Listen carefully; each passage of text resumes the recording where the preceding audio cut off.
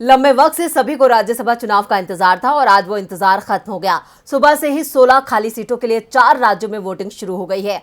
Voting 9 बजे से हो रही है, जिसके चलते सभी पार्टियों की बेचैनी भी बढ़ गई है और सभी अपने अपने गणित से अपनी जीत तय कर रहे हैं।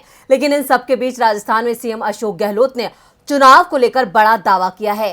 क्या है वो दावा, देखते हैं इस रिपोर्ट में। आज सुबह 9 बजे से ही राज्यसभा चुनाव की वोटिंग शुरू हो गई है।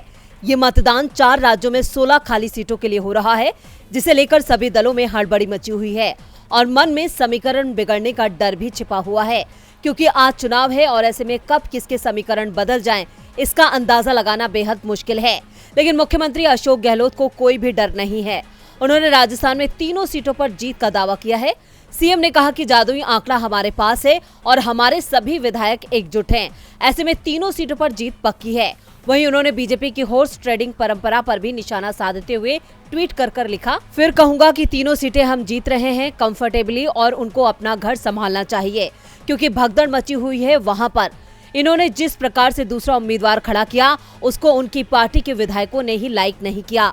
अनावश्यक हॉर्स ट्रेडिंग से दूसरा उम्मीदवार जीतने की क्या तुक थी। इसके बाद सीएम अशोक गहलोत ने विधानसभा में मतदान किया। सीएम गहलोत के दावे के बाद अब राज्यसभा चुनाव 2022 को लेकर नंबर गेम कांग्रेस के पक्ष में जाता नजर आ रहा है।